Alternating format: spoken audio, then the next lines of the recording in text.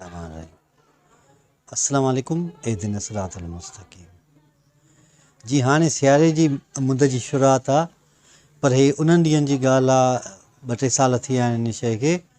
त ओताक ऐं वेठा हुआसीं थिया त साईं जन बि ओताक ऐं वेठा थिया त विच ते मच पियो ॿरे, चौधारी खटुनि ते बि माण्हू वेठा थिया ऐं जेको वॾो चुल्हो ठहियलु हुयो उन जे चौधारी बि माण्हू के नंढियूं नंढियूं बेंचूं हुयूं या सिर वग़ैरह खणी उन ते बाहि मां मज़ो वठी रहिया हुया।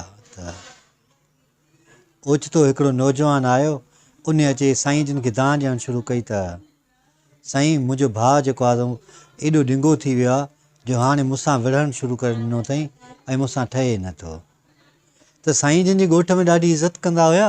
त साईं जन हिकिड़े नौजवान खे चयो त वञु हिन जे भाउ खे वठी आ। हिन जो भाउ आयो त उहो ॾाढो ततो आयो, अचण सां ई माना शुरू थी वियो पंहिंजे भाउ जे लाइ त मूंखे ॿनीअ में हिसो नथो ॾिए, मूंसां ज़्यादती थो करे पियो, मूंसां घटि वधि ॻाल्हाए थो पियो, मूंसां हीउ ज़ुल्म कयईं। पोइ सॼो ई दास्तान शुरू कयईं त साईं जन ख़ामोश वेठा रहिया ऐं हुनखे फ़क़ति इशारो कयईं त तव्हां ख़ामोशीअ सां वेही रहो।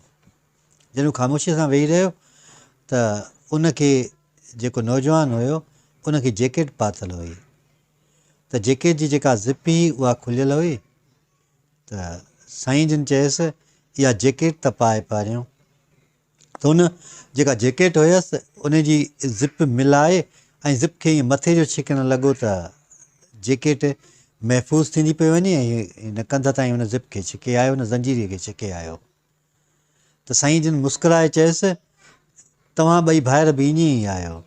जेकॾहिं तव्हां ॿई भाइर इन ज़िप वांगुरु गॾिजी मथे ईंदव त तव्हां सियारे में महफ़ूज़ रही सघंदव, दुनिया जी तकलीफ़ुनि खां महफ़ूज़ रहंदव, दुनिया जी का बि तकलीफ़ तव्हांखे तंग न कंदी ऐं तव्हां जेको आहे परेशान न थींदव। पर जेकॾहिं इन ज़िप खे तव्हां हेठि करे छॾींदव उन जैकेट वारी, त पोइ सियारो बि तव्हांखे ओतिरो ई वधीक लॻंदो पियो ऐं तव्हां वधीक तकलीफ़ में हूंदव। त हू ॿई ख़ामोश थी विया, चई उथो तव्हां पाण में भाकुर पायो।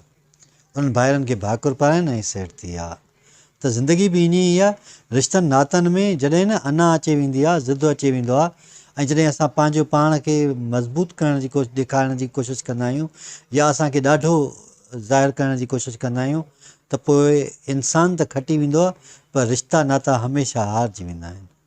तव्हां अहिड़ा खोड़ माण्हू ॾिठा हूंदा जेके ज़हन में अॻु में ई अहिड़ी शइ प्लानिंग करे छॾींदा आहिनि, अहिड़ी शइ सोचे छॾींदा आहिनि त मूंसां जेकॾहिं हीअं कयईं त मां हीअं कंदुसि, जेकॾहिं हीअं थियो त पोइ हूअं थींदो।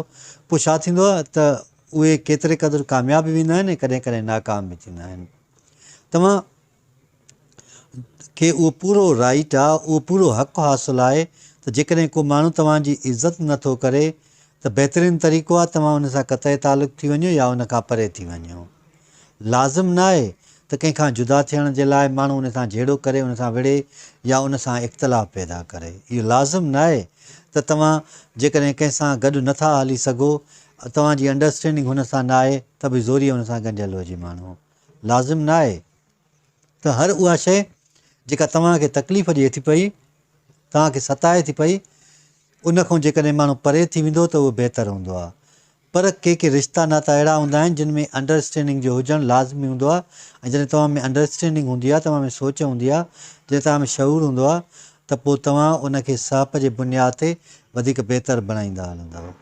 हूअं बि ईअं चयो वियो आहे त जेको क़तई तालुक़ु करण वारो माण्हू हूंदो आहे उहो ज़िंदगीअ में कॾहिं बि कामयाबु नथो थी सघे, छो जो रिश्ता नाता वास्ता दोस्तियूं उहे माण्हू खे हमेशह ज़िंदगीअ में कमु ईंदियूं रहंदियूं आहिनि ऐं माण्हू हमेशह सम्झंदो रहंदो आहे त उनजा बहितरीनु नतीजा निकिरंदा। अलाह साईं असां सभिनी खे सिधो रस्तो ॾेखारे ऐं सिधे रस्ते ते हलण जी तौफ़ीक़ अता फ़रमाए।